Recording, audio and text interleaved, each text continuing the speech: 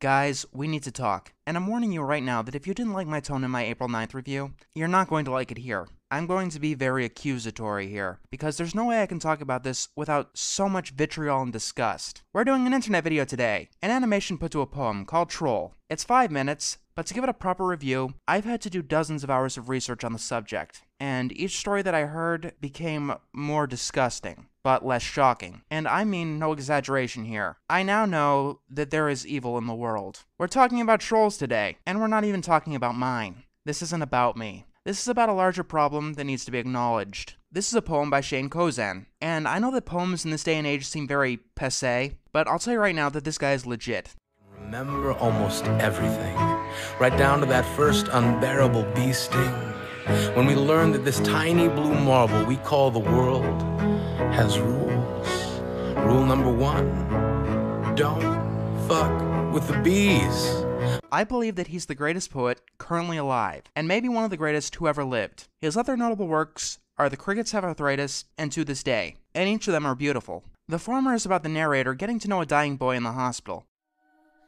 He says the worst part about being sick is that you get all the free ice cream you ask for. And he says the worst part about that is realizing that there's nothing more they can do for you. He says ice cream can't make everything okay. And the latter is about the effects of bullying. The second one is truly amazing.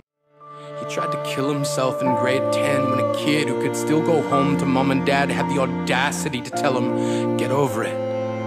As if depression is something that can be remedied by any of the contents found in a first aid kit. But this particular poem came about because To This Day didn't deal with the online aspect of bullying, because Shane didn't grow up with that type of bullying. So he did some research and dedicated another poem to it. And to those who are saying there's a difference between cyberbullying and trolling, shut the fuck up.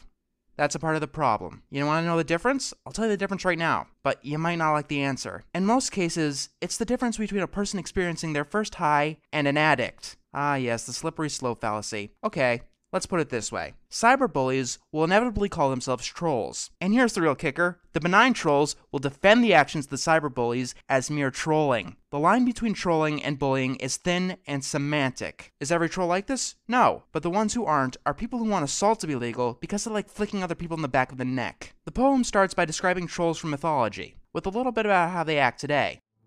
Once upon a time, you and all your kind lived underneath bridges, had ridges for ribs that dropped off into empty chests as if your hearts were all stolen treasures.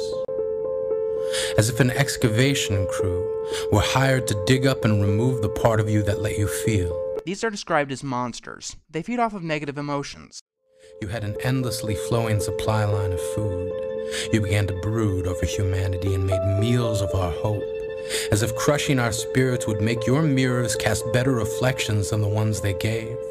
As if the only way you could save yourselves was to make the world ugly so no one would notice you hiding in it. They use the pain of others. They abuse beautiful things like hope. It ends the first part by saying that they once upon a time didn't exist. And now, they do. And then one day, the world changed. But you all stayed the same.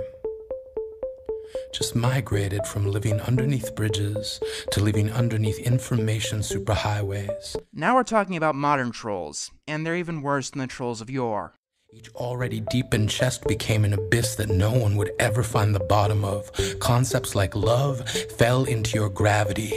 And it says the sad truth, since this is a new problem, no one really knows how to deal with it. We turned ourselves into life preservers, hoping to save as many as we could. But the fathers who stood guarding closet doors and the mothers who secured the floors underneath beds all shook their heads, not knowing how to deal with you. And before you say that something on the internet deserves to be trolled, that's like saying that a statue deserves to get vandalized because you put it outside. Yes, it's more likely, but it shouldn't happen. It only happens because people are dicks. You began uploading yourselves into our homes. You had computer screens for eyes and software for bones. Like the trolls who built viruses that could hack into webcams. You turned your hate into stones and hurled them at beauty as if you couldn't bear to see anything other than ugly, anything different. This is one of the stronger lines of the poem. I mean, let's start with the obvious. The trolls photoshopping people and things they didn't like into porn because they thought it was funny. It was funny until that poor girl's parents found it, before her school found it, and before she committed suicide because she couldn't take the harassment. And the knee-jerk reaction is that if people couldn't take this kind of harassment, they shouldn't have been on the internet. You know, there was a man who burned to death, but he probably should have been less flammable. You see, that excuse only works until you realize that you're talking about a human, and humans have limits, not only physical, but mental and emotional as well. And no, one insult isn't going to do anything, just like one drop of rain won't do anything, or one spark won't do anything. But the storm can crush even the strongest spirit. And you know what the really sad thing is? Some of the trolls hearing this are smiling right now. Different. You had fingernails like flint and scraped them along decency, hoping we would be the ones to all catch fire. A clever way to describe something as seemingly innocuous as starting a flame war for no particular reason. It's funny, really. That kind of chaos was once thought to only be capable by mythological gods, easily disrupting order just for shits and giggles. You all had smiles like one-way barbed wire, not meant to keep us out, meant to keep us in. And admittedly, this is the one line of the poem that I don't really understand. Maybe it's the mocking smile that people who write Don't Feed the Trolls have. At this point, not feeding the trolls is like ignoring a bully. Surrounded by people who used to say that rhyme about sticks and stones. As if broken bones hurt more than the names we got called, and we got called them all. So we grew up believing no one would ever fall in love with us. That we'd be lonely forever. That we'd never meet someone to make us feel like the sun was something they built for us in their tool shed. A method that only inevitably exasperates the problem. Voice like a firing pin, you spoke in explosions. People used to only threaten other people with rape or death or whatever when they were deranged. Anonymity is like alcohol. It doesn't make you do anything that you didn't have the desire to do. It only removes the inhibitions. It isn't cute. It isn't funny. The only one who would ever find trolling funny is the troll who did it. Anyone else who finds fun from your sadistic behavior is just an asshole. Do you think that trolling is just leaving spam in the comment box? No. Trolls will do incredibly heinous things. Let's start with doxing. If someone doesn't like you, they'll find out your real name, your real address, your domestic address, your IP address, and your social security number as well. Also, let's post a call of action in a forum that this person here has been drowning puppies. But maybe the internet vigilantes aren't working fast enough. Swatting is when they call it when trolls call 911 on you. It happens so frequently that yes, they have a term for it. I'm surprised that no one's been killed by it yet. You've talked strangers into death and laughed. Don't tell me it doesn't happen. When someone disliked on the internet has finally committed suicide, there's nothing but celebration as the trolls dance on their proverbial grave. I cannot personally imagine what it would be like to be famous specifically for doing something bad. Hell, the Star Wars kid that you all laughed at had to relocate due to the trolling and harassment. And I will remind you that he was filmed and the video was put on the internet without his consent. And as each family learns to graft skin over the wounds you gave them, you hem yourselves into the scar. After someone has committed suicide due to any kind of bullying really, it seems to be a tradition for the bullies to reach out to the families to mock them further. You have coaxed the sober back into bars, handed out cigars at memorials, offered nooses, cliffs, and pills to those who unfortunately found you before they found help. I've seen this kind of stuff with my own eyes. Whether it be random people posting bullshit on Facebook memorials about how they're happy whoever is gone, or a fucked up individual making websites designed to mislead people into making irreversible life choices. The goal of trolling is essentially to steal enjoyment out of another person. Even the most benign forms of trolling, that is the essence, and the only joy you can get out of it is a kind of naughty glee.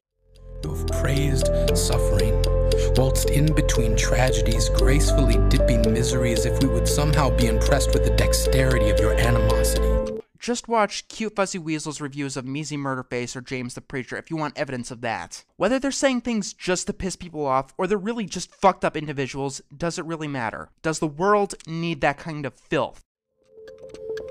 You have cheered on rape. Oh, I've heard the stories. They aren't pretty. And even if you assume that every single one of them is false, the fact that that's a go-to threat for trolls is just disgusting. Dashed through police tape as if it were the finish line in a race of who can be awful first. That line is incredibly poignant. Even now, you somehow see this as an invitation to turn your keyboards into catapults, wondering which one of you can be the first to hate this best. I know that this video is going to attract trolls, and I want to tell you a story. I scrolled through the comments of this video on YouTube, and I blocked everyone who had the "there's a difference between cyberbullying and trolls" mentality. The people who ignored the damage that they're enabling. That mentality is toxic, and it will not be tolerated on my watch. It shouldn't be tolerated anywhere. I said it before, the difference is semantic, and with each bully who hides behind this bullshit mentality, the excuse gets thinner and thinner. It brings me back to this point. The people who are saying that there's a difference between cyberbullying and trolling just so they can keep trolling are pretty much saying that we should keep assault legal because they like to flick people in the back of the neck.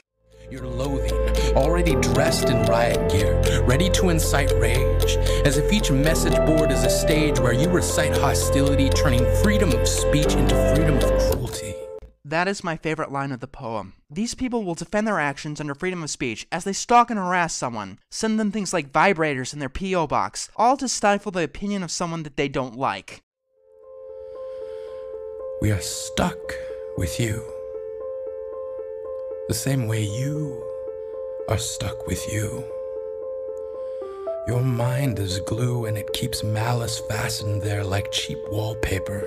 Causing someone to commit suicide is murder, directly or indirectly. It's easy to dehumanize your victim on the internet. They're just words on the other side of a screen, or in my case, a voice. The people who cause this kind of harassment to anyone are truly disgusting, and the people who look past this just to keep their own stupid and sick habits aren't far behind. In politics, they're called useful idiots. Usually, they're used to carry out extremist ideology by radicals. These useful idiots are being used to naturalize and celebrate cruelty. We were once upon a time told that none of you exist. We dismissed you as make-believe or myth now, armed only with resolve. We can no longer afford to tell ourselves that you aren't real. We will not let you make your dinners out of the things we feel. Blocking a troll only gets rid of the people wasting their time trying to waste other people's time. It doesn't stop the real problems. You can banish this filth to anywhere, to the darknet, and it still won't die. This behavior has made me feel sorrow and sympathy for people I don't agree with on any points. People I personally don't even like. People that I'd never want to meet in my life. The don't feed the trolls philosophy is part of the bystander effect. If you ignore the problem, it just might go away. It's not. And as our lives become more entwined with the internet each and every year, the problem is going to get worse and affect more and more people. Imagine you, 10 years down the road, being unable to get any jobs because some trolls didn't like your opinion and began to run a hate blog that operates half a decade after you've given up. So, what can be done about it? Stop tolerating it on any level. The simplest form of trolling is on the same enjoyment level of flicking a spitball at someone, something that only junior high schoolers can enjoy. It's time to grow up. This is the adult world. Check your own behavior and conduct yourself in a respectable manner. Or keep defending these acts under freedom of speech and keep giving the governments the ammo they need to whittle it away. This mentality will not be tolerated here. These people, this is one of the worst mentalities I have ever seen in my life. One of the most destructive mentalities that I've ever seen in my life. This isn't about limiting an art. This is about willingly hurting other people because you think it's funny. Willingly looking past the harm towards other human beings. People with lives and families. Just because you think it's funny or you think that they deserve it or whatever. No one deserves the shit that I've seen. No one does.